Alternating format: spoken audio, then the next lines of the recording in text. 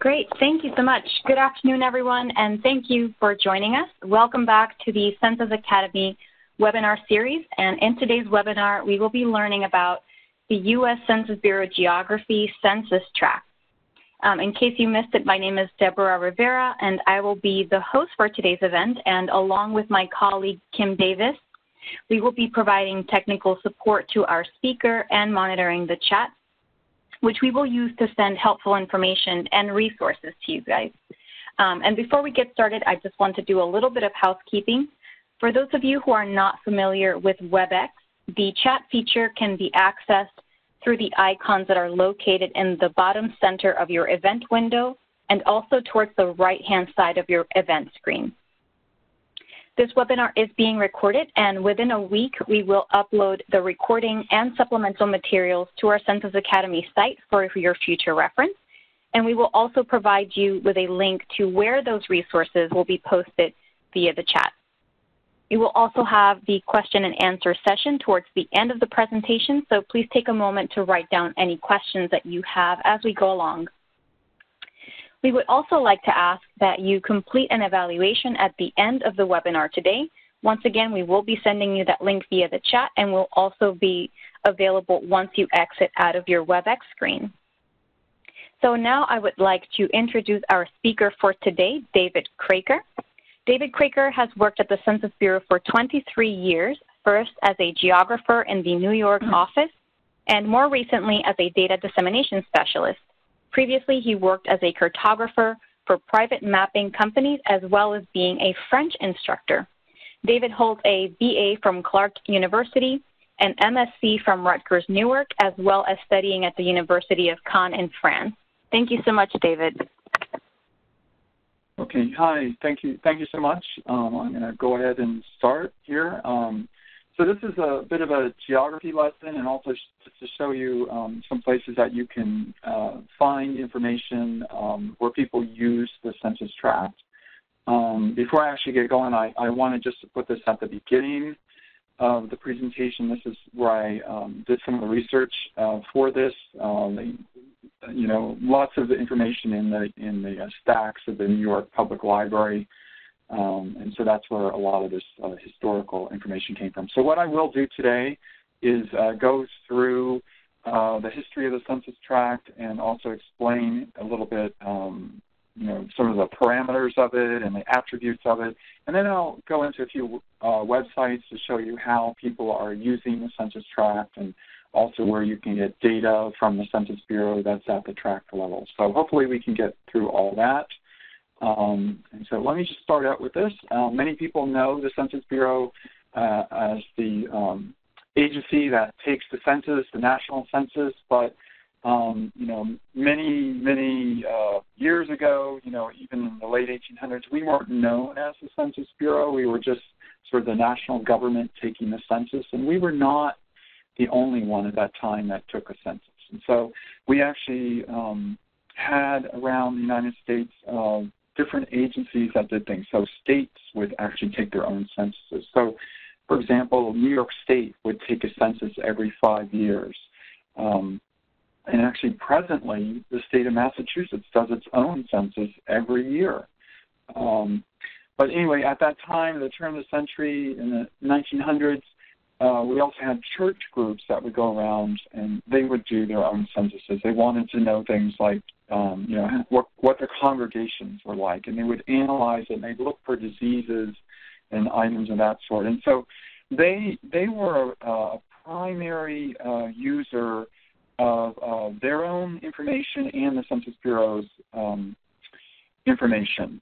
And so they would look at Census Bureau data, and we at that time, and just before 1910, we were releasing data by city voting wards. And the problem with that was that when you wanted to make comparative analyses from census to census, there would be some issues because those boundaries would change, and so you couldn't really compare every 10 years what was going on. And so the Federation of Churches, which was directed by Walter Laidlaw, came to the Census Bureau, and they were using something called a sanitary district, and that was sort of a stable area that they would do their own enumeration of their churchgoers. But they actually came with this concept to the Census Bureau, and they said, why don't you devise something that's stable over time, that doesn't change, so we can analyze things temporally. And so just before 1910, the Census Bureau accepted that idea, and they actually called it, or we called it, a census tract. And so for 1910, we started collecting data. New York City was one of 8 cities around the country, the cities that were over 500,000 people, that were numbered with census tracts, okay? And these were sort of 40-acre districts that were drawn up as. And so after the 1910 census, we were able to release data at the census tract level. However, kind of interesting, at that time, you had to pay for that information. It wasn't something that you got free. And so New York City was the only city that took advantage of what the Census Bureau was offering, simply because Federation and churches stepped in and gave them the money to pay for that. So that's actually what happened at that time. But come the 1920 census, things began to change a little bit. And so Cleveland and Chicago,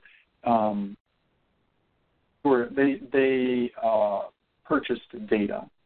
And it was all because of this person. Actually, I should say the mid-1920s, they started to see the value of the census. And Howard Whipple Green from Cleveland was really the champion of the census tract. And so he actually had Cleveland purchase the data, and they retrofitted Cleveland. So they knew the Census Bureau had collected the information but hadn't given it to them, but they paid for that information. And then eventually Howard Whipple Green was appointed as a chairman to a committee on census enumeration areas. And he started traveling around the country and promoting the census tract. He saw the utility in this, and convinced different cities that they needed to do this as well so they could analyze their population. And so by 1930, there were actually 18 cities that had been tracted around the United States.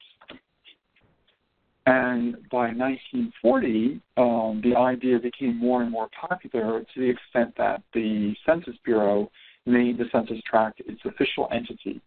And then in 1940 as well, the Census Bureau decided we're going to release this data for free. And so the Census Bureau published for any city that had more than 50,000 people census tract data. And it was a way for these cities to analyze their urban populations and to do it over time. It's an important way to see how things had changed.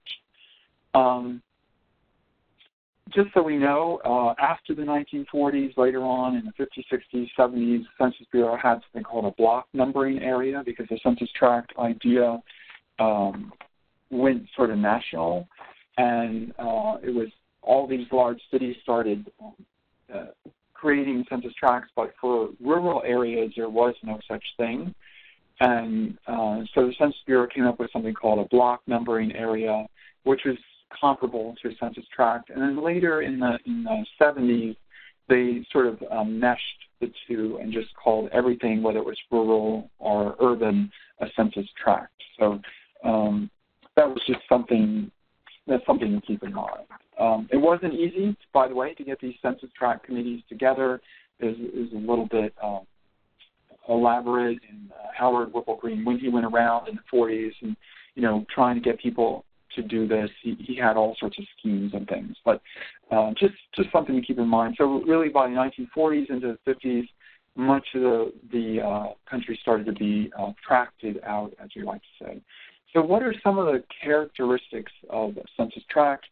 So what we like to say is optimally we'd like to have about 4,000 people in a census tract, okay? And that's a range, so we sort of permit a range between 1,200 to 8,000 people. Sometimes you get even lower than that. Sometimes you're going to have areas very, very sparse in rural areas, and we can only do what we can do when we have one census tract, and they have even less than 1,200 people in it. The optimum size for releasing statistics through what we call the ACS, or the American Community Survey, is 4,000 people. So that was actually done by design, so that people, could get data, reliable data every year, deep demographic data at the census tract level.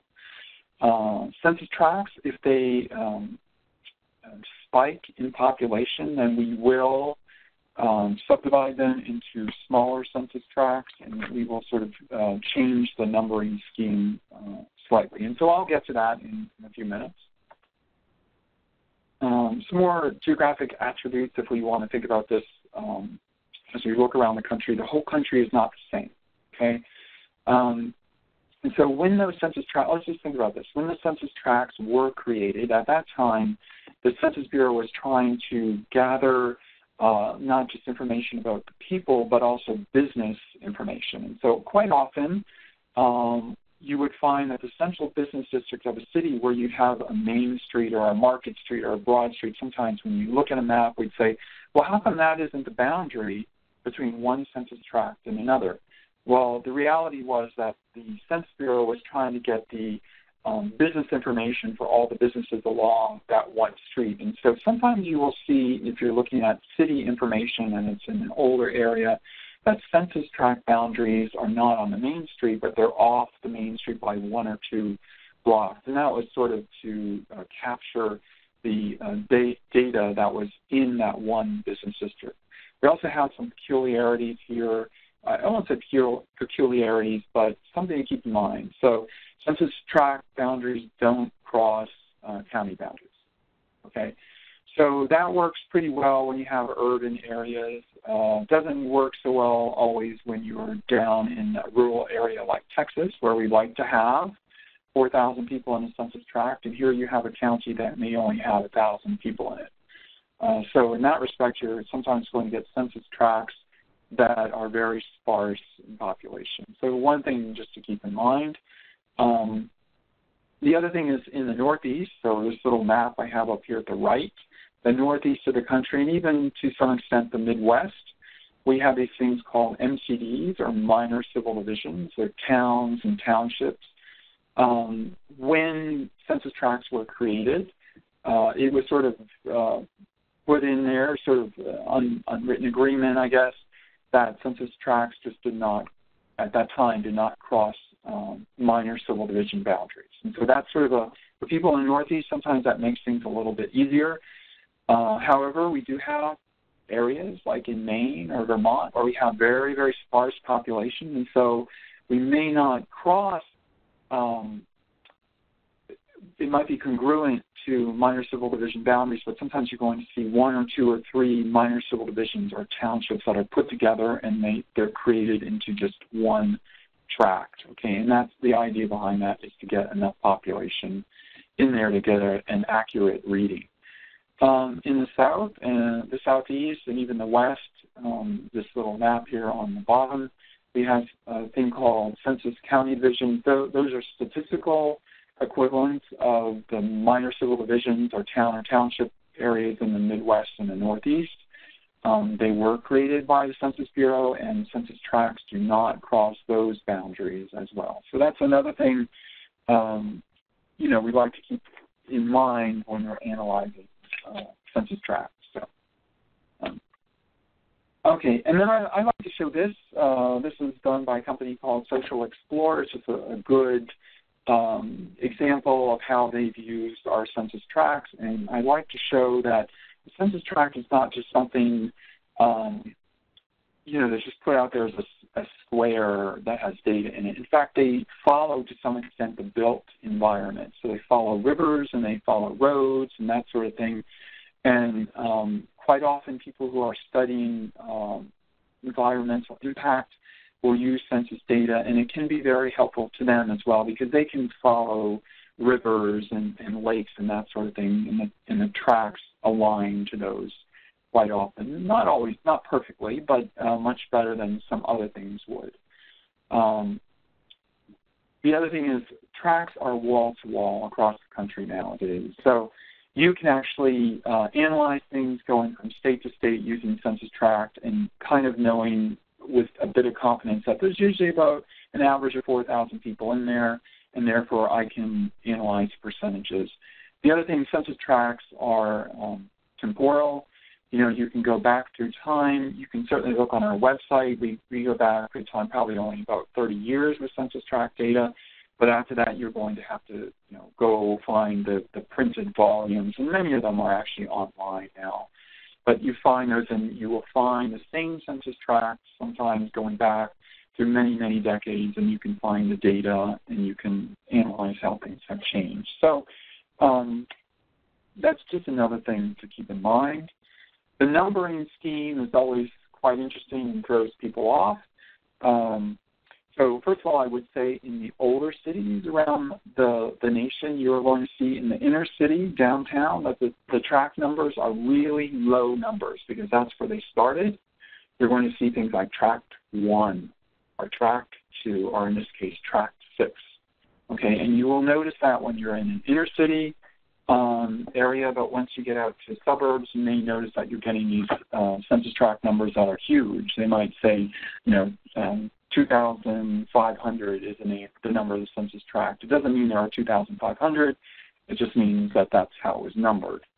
But let's look at this. So sometimes these Census Tracts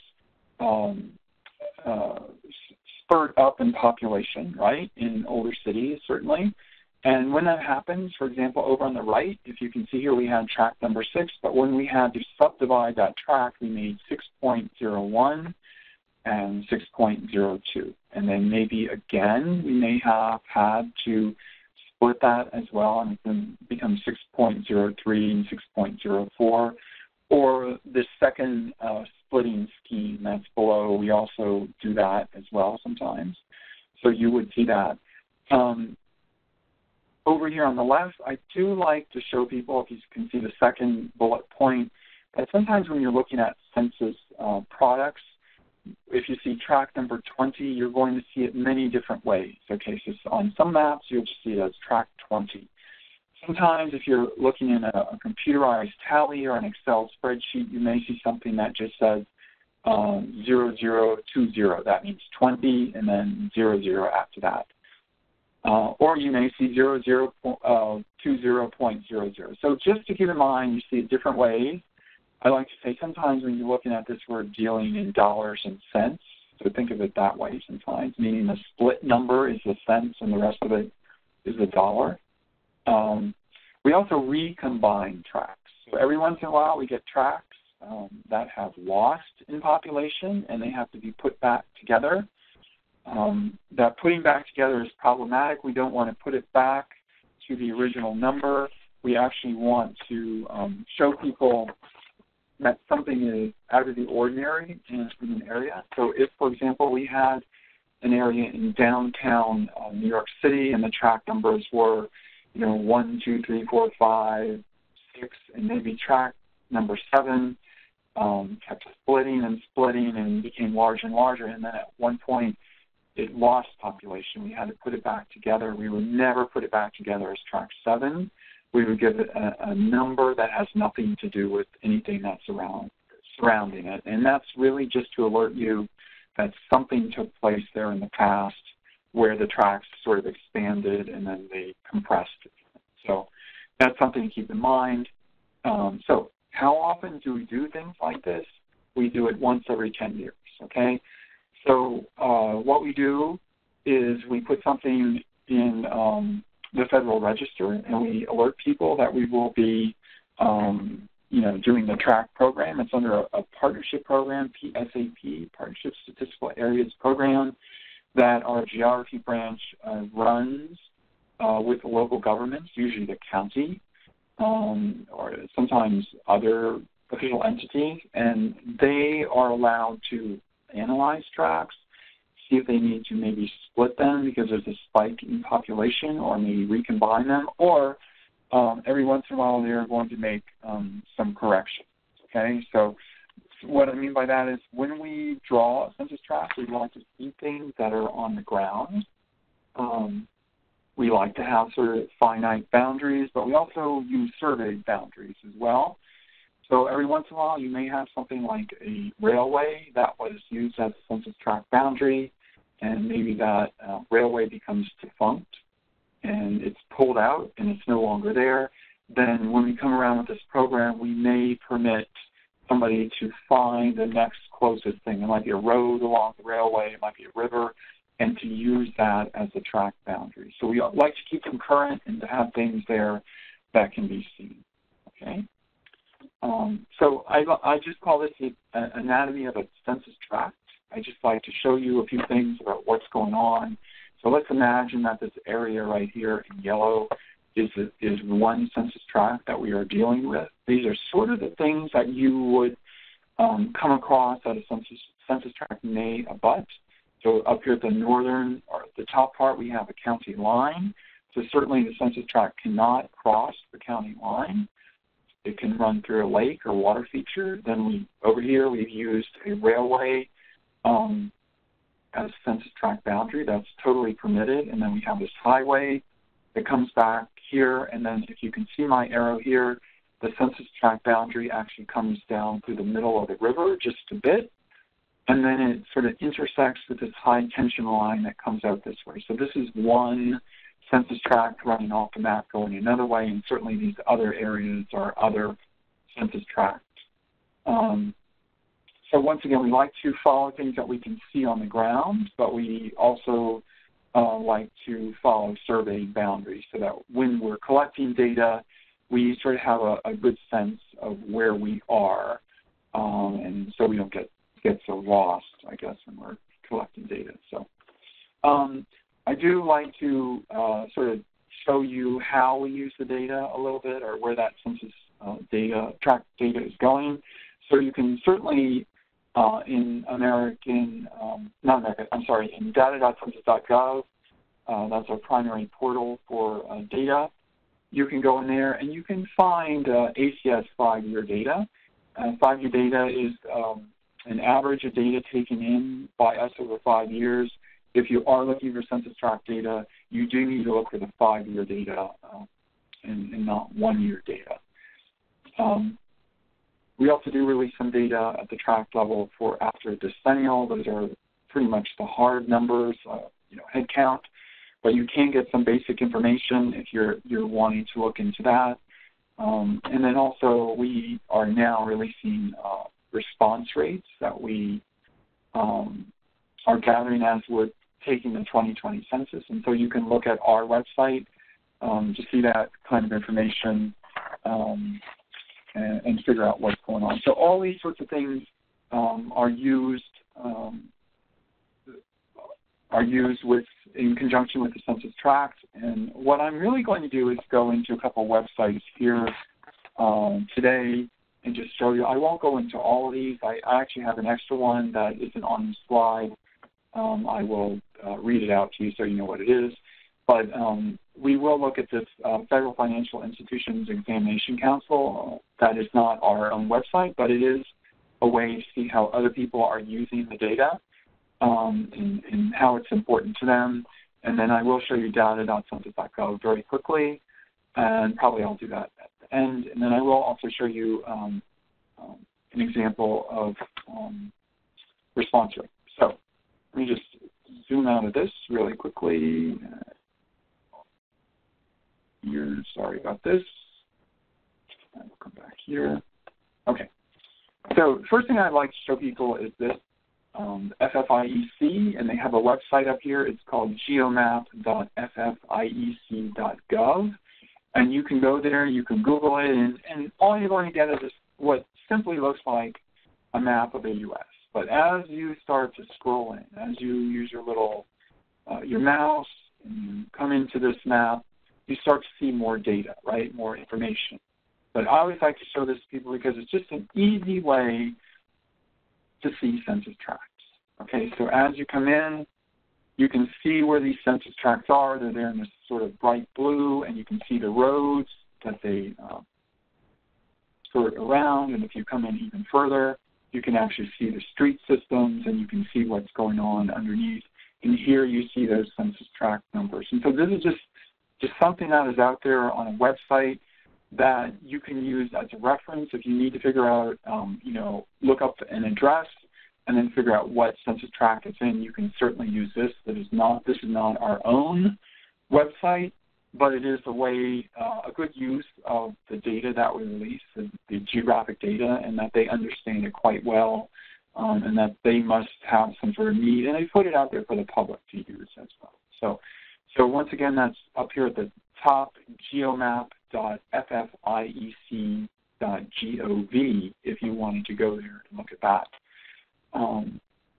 Then I have this other thing. It's called the Census Hard to Count Maps.2020.us. This is not our own site. This is done by City University of New York. I think it's kind of nice the way they've done it. And what they're trying to show is, if you didn't know, and I'm always zooming into where I live, which is Essex County, New Jersey, you can actually zoom in and you can see what the response rates are by census tract in an area. Okay, so what you do is you come in here and you can actually look, and you can say tract right there, and you highlight that, and you can click on a tract, and the blue means that there's a higher response to what's going on with the present 2020 census. The red means they haven't made it to 50% yet. So you can just click on a tract like this tract right here. I click on it, and it gives me information over here. That's tract number 190 in Essex County, New Jersey. They have 76.5% they've responded so far to the 2020 census, as opposed to maybe another tract over here. And I don't even know where it is, but when I click on it, notice it tells me it's tract 122 in Essex County, New Jersey. So 29.4%, and that's going to be where we're probably going to be a lot of follow-up door knocking later on, just because they haven't responded yet. So that is just another site to look at. And I will finally come here to, and I'm well under my time, I think. So this is census.gov, and I like to show people come here to explore data, and we can do a couple of different things. So you can come here to explore data main over on the left, and we can come down here to go to data.census.gov, which is our portal, right? And when you're in this portal, you can certainly come up here and you can look for things. For example, you can say commuting in New York City right here, this easy search, but it doesn't work if you're looking for census tract information. And so if you're doing that, you're going to have to go search, okay? And we have different ways to look up data. And so what you're going to do is, first of all, what I do is give it a year. I say, okay, I want the latest, greatest thing. I say 2018, but I have a couple of different ways that I look up data. So I can come right here to Census Tract if I want to, and I can define it by county. So I can come here, and I can come to, say, New Jersey, and I can take all tracts in New Jersey. Don't do it because the mechanism isn't robust enough yet to give you all that. But you may be able to come here and get it by county. But if you're doing that and you know you have a very urban county like the one I live in, you may have many, many tracts that might not give you all that data. But you can certainly go through and you can pick some of the tracts that you want information for. I will tell you that I sort of have my own little workaround. And so what I do is I come this way and I just pick tract number 1 in my county, okay? And I click on it, and down here, by the way, are filters at the bottom. Make sure it goes into your filters. And so then I say search.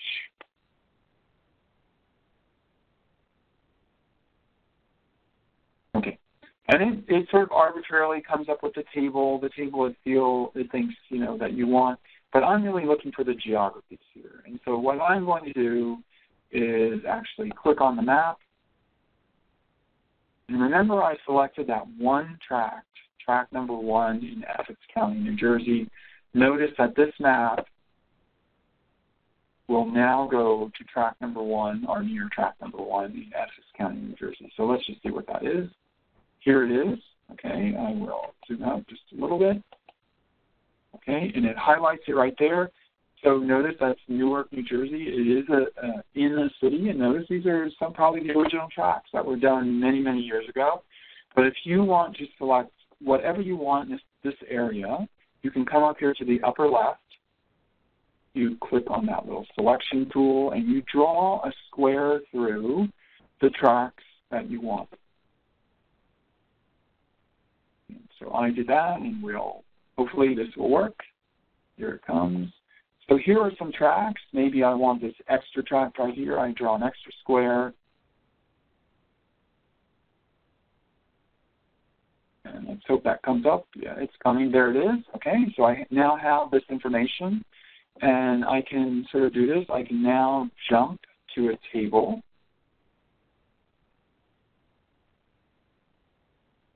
And now I have those tracts that I selected. I have a table for just those specific tracts. I was able to sort of fashion that myself, and I can actually download this table if I want to. I can customize it. I can actually even say I don't want this information. I want one of these other tables that are over here, or if I want to change something table, I can click on the filter tool and I can change it that way. But I won't really do that right now. I will just come over here to customize table. And I can actually, if I want to, I can just download the information right now, and I will have that information. So those are some of the different ways to look at different websites that use tract data. And hopefully I give you a little bit of information. I think I'm well ahead of time, so I'm going to actually just turn it over to the operator and see if there are any questions. Absolutely. If you would like to ask a question, press star 1 from your phone, unmute your line, and record your first and last name clearly when prompted. If you would like to withdraw your question, you can press star 2. Just a moment as we wait for questions to queue. And thank you, operator. This is Kim, one of the hosts, and I just wanted to remind everybody that we will be sending in the chat and at the end of the webinar an evaluation link that we would like everyone to complete. So thank you, and you can go ahead with the questions.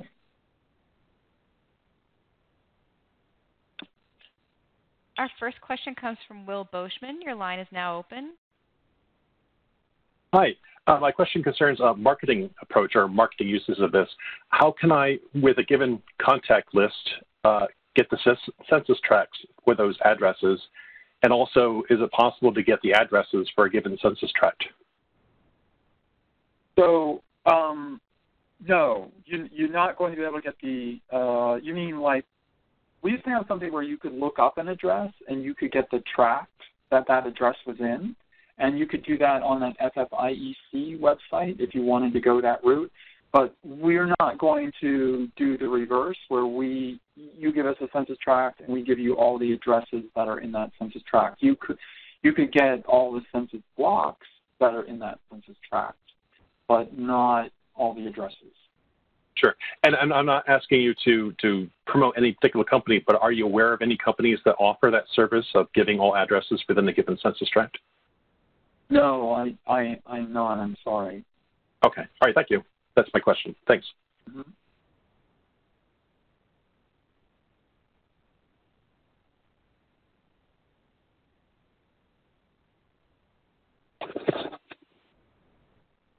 Operator, do we have any other questions in the queue? We do. Our next question, I'm sorry, caller, your name was not recorded, but if you queued for question, your line is open. Please check your mute button.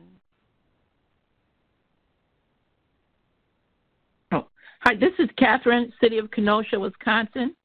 Can you hear me? Yes, perfectly. Okay, thank you. It was on mute, so I'm sorry. I apologize. I'm just talking away. And so my question is, Ken, with the 2020 responses right now, is there a way to check demographic information of those households who have responded? I'm really concerned about some of the census tracts where we have some low responses. So I kind of wanted to get some demographic information about those households. Yeah, area. So you would be able to, if you were looking at what we call the Rome or even the site that I showed before, it will give you some demographic information about the census tract as a whole, but not about households who have responded or not responded. That's sort of a confidential thing, so we're not going to. If I'm understanding you correctly, we're not going to be releasing information to the public about who has responded or who hasn't responded. Is that what you're looking for? Well, I was actually, because I wanted to, like I say, get the demographic of the census tract and see how many had responded, but overall getting an idea of what the different races are, the different income, so I can get an idea of the makeup as we're trying to put together a strategy. Oh, okay. To try to get people to go out. And we actually want to work with trusted resources so we can tell a particular nonprofit that we're working with, hey, probably, and a lot of them know where a lot of their clients are coming from. So, hey, you got a number of clients in this certain geographic area. You know what I mean? And so can you go out there and do whatever you can, and we can kind of see, here's some of the demographic information.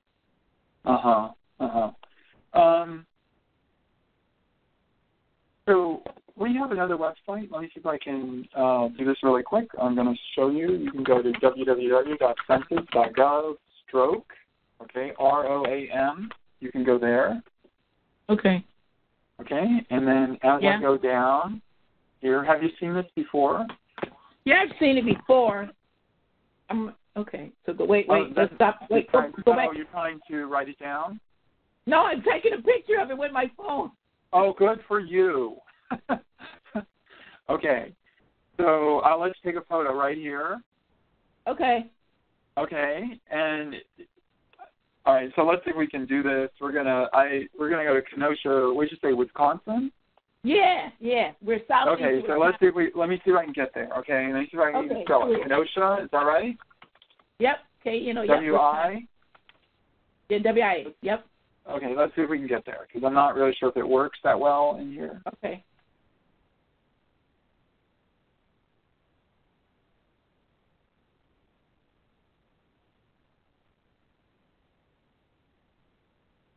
And I don't think it is. So are you over? Below south of Milwaukee. Keep going right there. Oh, here it is. It showed up. Far east. Yep. Okay, yep, there we are. So this is, you could use, I don't know what the response rate is. You'd have to look at that other map that I showed before. But if you simply just click on this, right, this is Census Tract 11 in Kenosha County, Wisconsin, right?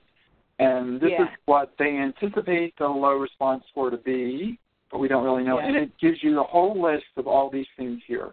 So it's telling you the median household income, school enrollment, percentage of foreign born. No, that helps. This helps. Yeah.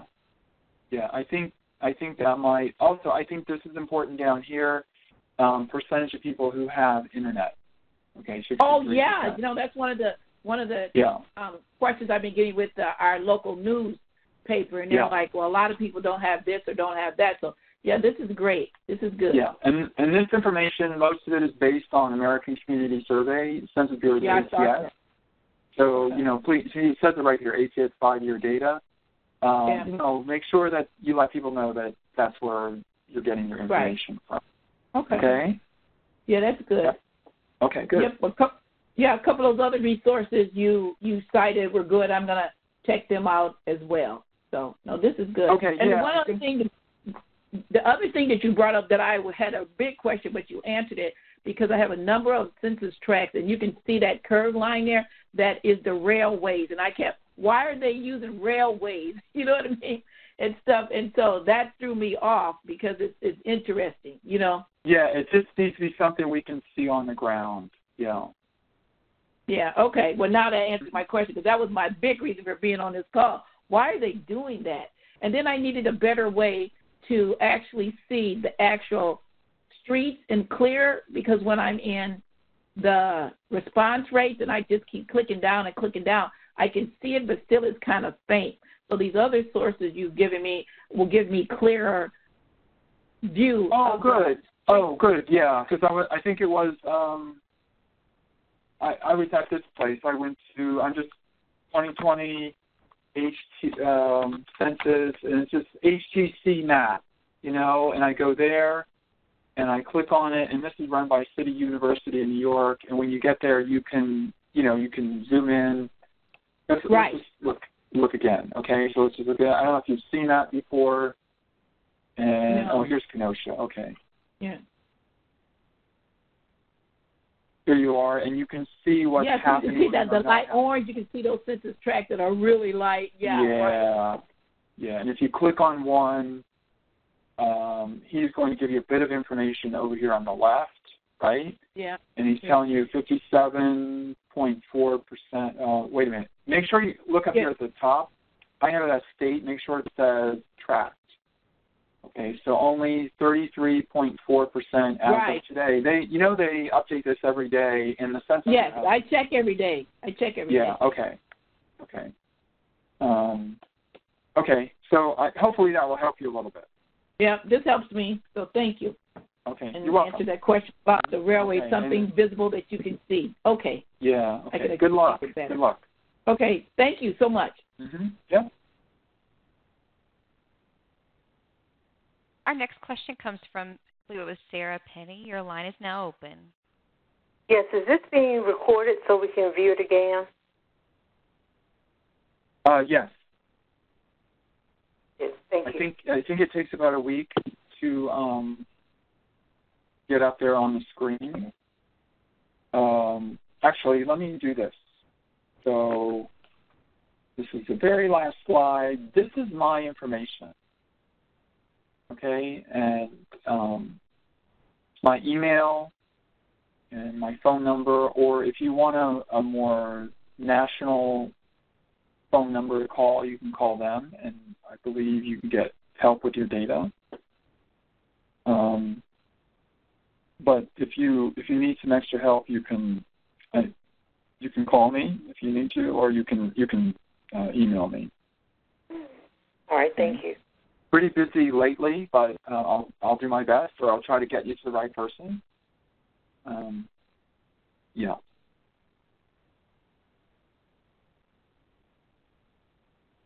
Hi, David. This is Kim. We have a few questions in the chat that have been repeated, so I thought it might be a good opportunity to address the relationship between zip codes and tracts, census tracts. There is none. Okay, so the zip code is something that is created by the post office, and that can be a block. You can have a city block, and you can have 3 different post offices delivering to the same city block. So there is no relationship between a census tract and zip code. However, let me show you in here in Explore Census Data, right? Data.census.gov, come to Advanced Search. I do want to show you, I would not say it is the best thing, but we have here zip code tabulation areas. So you can get your data by zip code tabulation area. In general, though, it's going to come to you for the whole country. So right now this portal isn't totally fully populated, but let's just go one in Florida. I'll just show you. You can come here. We have zip code tabulation areas. That's what we call them. They're actually not a nice way to say it, but it's kind of like a fake zip code. We have to build everything from a census block. So what we do is whatever the predominant population for a certain zip code is in one census block, we sort of cobble it all together and we make one zip code tabulation. So you could sort of do my little method here where you say, okay, I just want this one zip code right here, and let me just search for it, and it will show you. I just clicked on one the same way I did for the tracks, and I come down here, and let's see if we have a map. I don't have a map. But usually we would be able to get the map and see what the zip code tabulation areas are. But like I said, it's still being populated somewhat. Here we go. Let's see if we can find it. Doesn't look like it's there to me. Yeah, it's a little problematic, zip code. There's no relationship between the zip code and the Census Tract. That was your answer, or that was your question. But we do have some zip code information, but it's little by little it's getting put into the portal. So.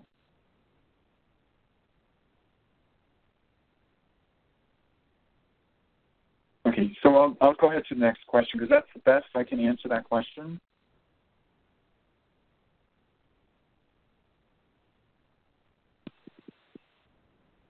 Operator, do we have any other questions in the queue? Our next question comes from Stan Drezick. Your line is now open. Is there a place where I can get a correspondence table for the 2010 and 2020 tracks so you could quickly see which tracks have been split? Yes. I don't have a table. Are you looking for one particular area? Well, I'm interested in one county, Bexar County, Texas, and just see which tracks have been subdivided. Okay, what county is that again, Harris? Bexar County in Texas. Okay. Bexar. Oh, okay. All right. So you can actually come to the Census Bureau's website, and you can come over here to Geography. Okay, and bear with me because I haven't used this in a while, right? So sure. We have something here called, I'm looking for it.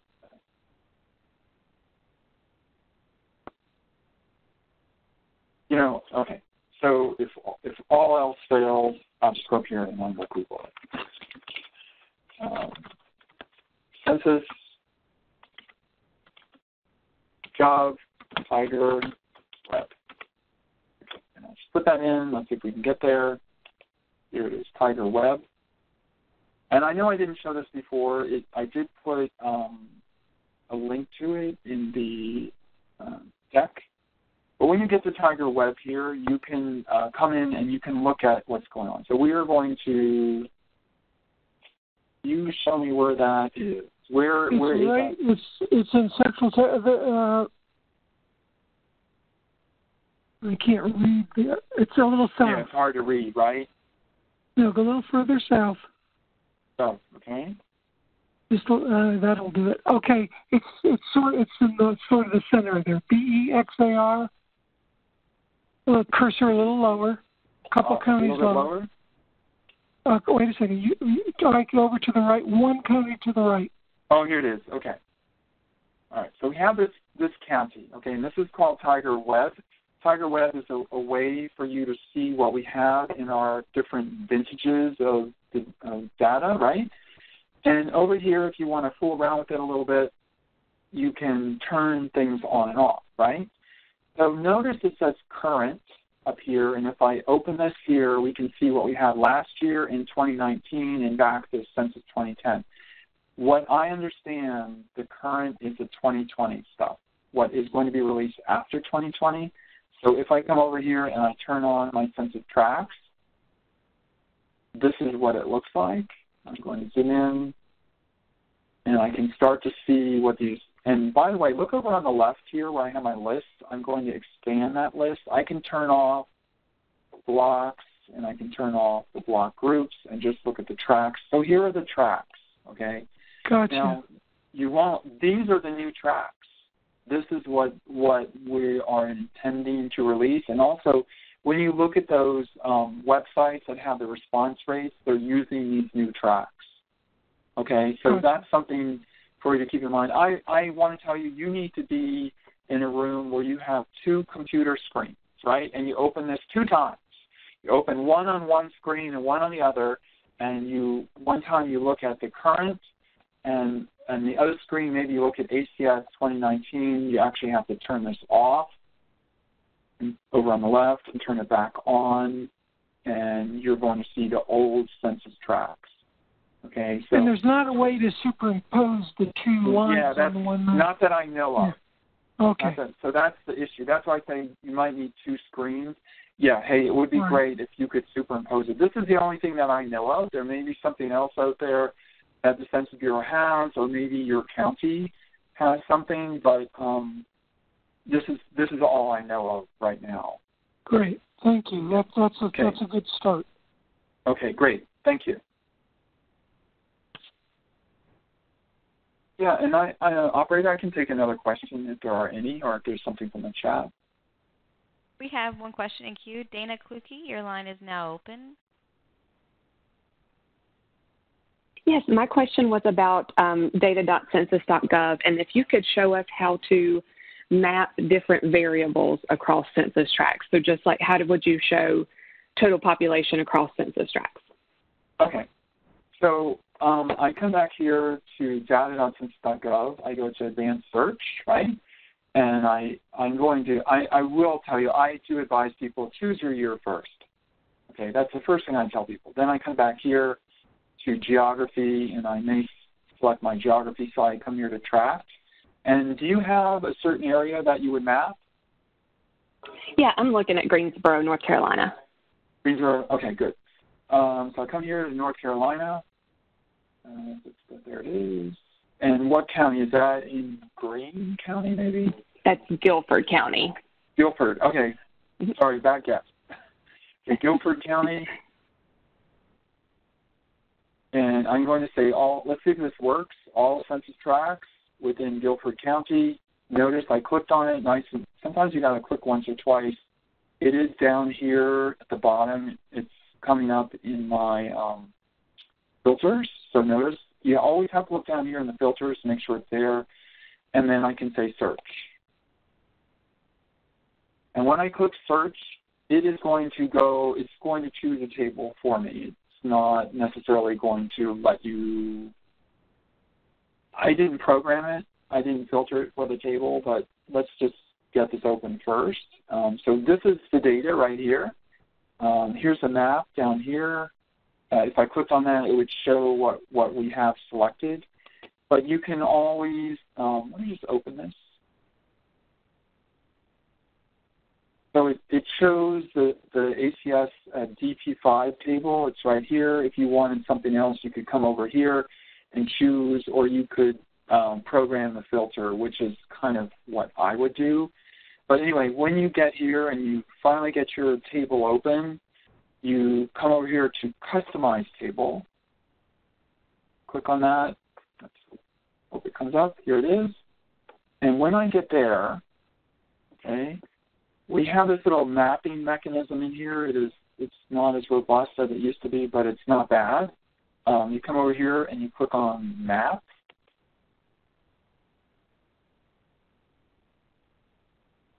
Okay, and one thing that I find that happens is it sometimes will default to the center of the country. So we have to sort of just know where we are, drag it.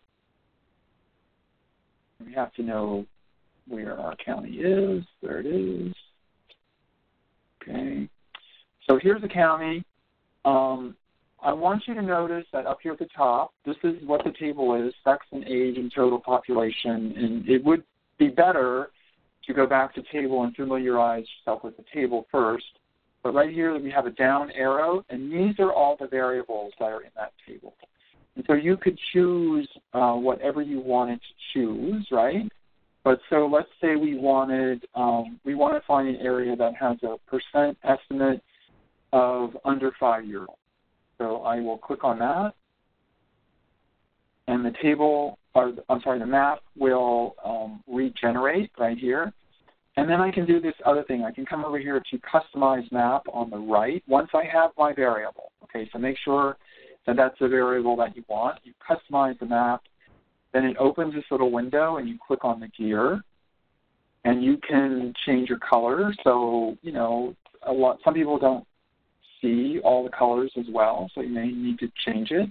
You can also fool around with it a little bit. You can say, I don't want 5 classes, I want 4 classes, or I want 6 classes or breaks. And then you can say, I want natural breaks, or quantile, or equal interval. Okay, so those are the only options we have right there. You know, we're trying to upgrade this a bit more and make it a little bit, have some more options, I'll say. But right now, this is what we have. If you need to analyze an area, because I do find for myself it's easier to look at something on a map sometimes, and I see where darker areas are. So that means we have more under 5-year-olds in those tracts. You can come up here to the left. You can click on that select button. You come here and just click in the tract. Let me try that again. Harder. Okay. And it will tell you the percentage. Okay, and I guess that's I didn't look in the beginning to see what the percentage, if it was all people in the tract, which is what I think it is. But anyway, you can do this. You can click on different tracts. Sometimes I have to push the button very hard, and it gives me the percentage. Okay, and so you can certainly do things that way. So that's just one way. That's a way you can do that. Now, if you want, I would say, you know, you want to go to the table and download this data. If that's something you want. But I also think that sometimes, but not every time, you can come up here to this URL. You can right-click.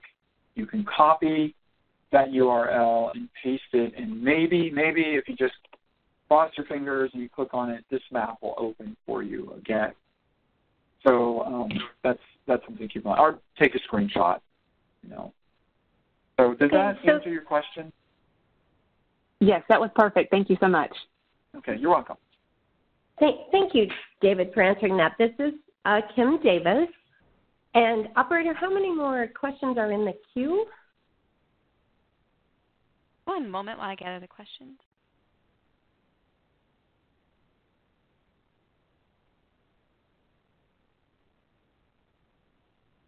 There are 22 questions in queue. 22. Okay. So, David, if you could put the last slide that you had in your presentation back up for the contact information. Yeah. Out of respect for our presenter and all those attending, we do want to answer those questions, and those can be sent to David, or you can contact the 1-800-ASK-DATA. If your question was in the email chat as well? and we did not answer it, we will be happy to follow up with you and get those questions answered since we are out of time. Deb, did you want to address 2 more questions that were repeated at this time? David, do you have a moment to answer a couple? I do. Have come up? Yeah. Okay, thank you. Okay, this is Deborah Vera, and this question comes from Chris, and it reads, I know the print census tract volumes include a tract comparability/change between decennial censuses. Has the Census Bureau compiled or is thinking of compiling a report, resources, or a crosswalk database to look for census tracts, say, from 1960 to the current decennial? I don't know of anything. I've never heard that we've done that. That doesn't mean it doesn't exist, but I don't have an answer to that. I haven't. In my many years, I haven't seen anything like that. Okay, thank you. I'm sorry, that's the best I can answer. No, appreciate that. We have one more question from Karen, and Karen asks, is there a way that I can get a list of the census tracts per ward for the 8 wards in the District of Columbia? I